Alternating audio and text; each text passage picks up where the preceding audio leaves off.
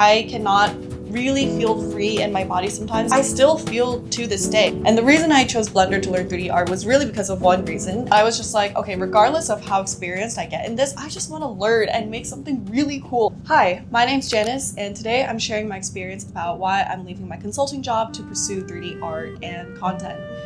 I'm really nervous to talk about this, so I had to write up on a sticky note some basic things I'm going to cover. But first, I want to share my timeline of how I went from business school to where I'm at now, how I ended up learning 3D art, and where I see myself going in the future. First on the list, let's talk about the timeline. So I grew up in New Jersey, and I ended up going to my state school, Rutgers, where I studied business and marketing and entrepreneurship, as well as supply chain. Hello, my name is Janice. I'm currently a freshman at Rutgers University. I'm currently seeking an internship in a startup company that will cultivate my understanding of how new businesses grow and develop. Halfway through business school, around sophomore year in my marketing degree, I realized that I wasn't learning a lot of actual tangible hard skills. So I switched to supply chain in junior year, and then I got my first big internship at L'Oreal for procurement, and then the next summer at Merck, and then eventually where I went to IBM for consulting. And throughout my professional experience, I loved supply chain. I loved learning about procurement. I loved learning about sourcing, and I loved the culture in a lot of the environments that I was in. However, when I got to consulting, that's when things took for a turn. While I was pursuing my business degree, I actually started growing a budding interest in making 3D art. And while I was making the decision to move away from marketing to more of a supply chain major, I actually decided to continue pursuing marketing outside of my degree. So I started making 3D art, and I started making videos around 3D art and other tutorials because I didn't see a lot of girls and other women on social media talking more about 3D, and a lot of younger people too. A lot of the faces that I saw in content around 3D art around the time were experienced professionals who were making tutorials, and I ate those up, don't get me wrong. But there was definitely a lack of casual 3D content, but I was literally like, okay, well, maybe I can just be that person to do it in my free time, because why not? At the time, I actually borrowed my friend's PC and just borrowed the PC to learn 3D, and that's how I got started. I did the 36 days of type challenge, and I just continued to learn tutorials for like 3 months straight while I was doing my co-op and while I was doing my internships at the same time. So my interest in 3D started to slowly grow over the years. And the reason I chose Blender to learn 3D art was really because of one reason, which is that it was free. But I also really liked it because it really seemed like the intersection of art and technology, because you can really create whatever you want across 3 dimensions. But then you also learn the hard skills of playing around with nodes, learning how to model, how to create shapes from nothing. And I thought that was so fascinating that I was just like, okay, regardless of how experienced I get in this, I just want to learn and make something really cool. So after picking up Blender in college, I just continued learning more and more over my free time, and also simultaneously started to create videos and sharing more resources that would help other people.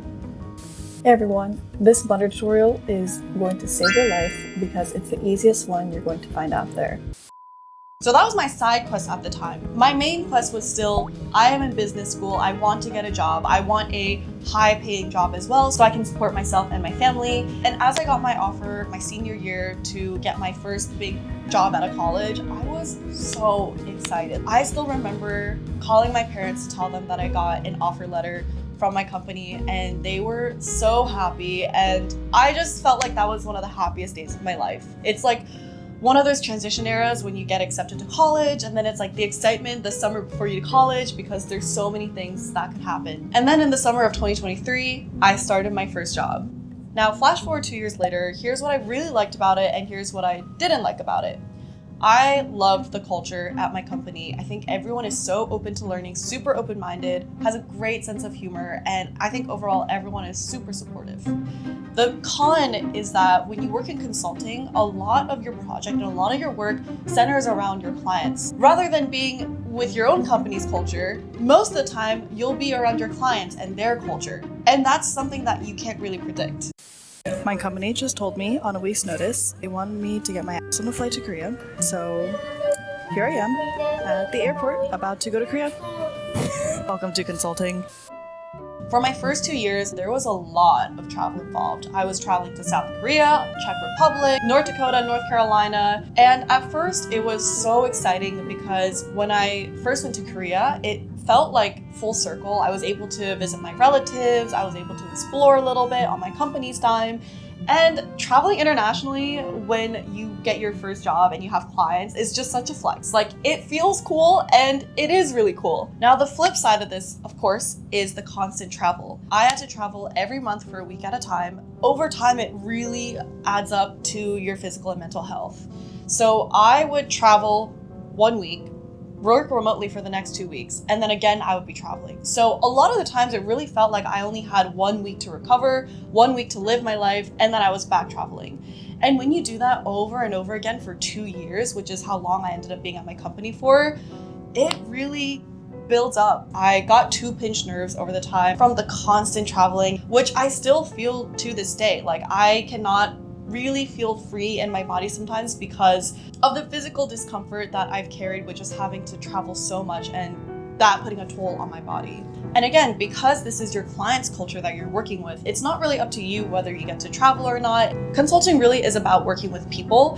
And so you want to show face as much as you can when you're working in those environments and build rapport with your clients and also people on your team. And over time, I realized that that lifestyle was just not for me. There are a lot of things that I really liked about the job because, again, I wanted to learn more hard skills, and that's exactly what I got. But over time, as I talked to more managers and other consultants, I realized that in this specialized path that I was on, I would only continue getting more and more niche and more specialized in that area of knowledge. So this expands beyond just a 9 to 5. It expands beyond your weekends where you have to travel constantly and also work on top of that. And as I slowly realized that the lifestyle that I wanted was not matching up with my lifestyle in consulting, that's when I turned more and more to just making art for fun and also making videos out of it. During these past couple of years, I've been really blessed to surround myself with wonderful communities of other creatives. I've been to a few creator camp events where I've met a bunch of other creatives, and meeting everyone really changed my life and changed the way that I see content and using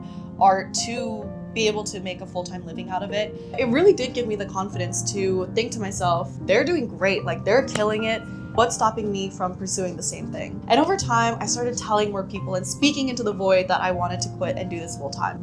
It took a while to actually get here because in this economy, it's so hard to do that. And the unpredictability of it all is what really scares a lot of people, including myself. But my friend Daniel told me something that really changed my mind on this topic, which was, in this current path, you know exactly where you'll be and where you'll go in 5 to 10 years. Whereas if you choose a more unpredictable path, you could be anywhere in those 5 to 10 years. And there's no limit to what you can achieve. So now I finally pulled the plug, and now I'm stepping into an era of just uncertainty and really choosing to bet on myself and invest in myself at the same time. And with all this free time, I actually get the opportunity to explore my creative side, explore my arts, explore the city that I live in. And that's also the whole reason why I'm recording this video as well, to share my story and to share my experience and really put out into the world my journey of transitioning from full-time consulting to creative and sharing that journey with everyone who is interested.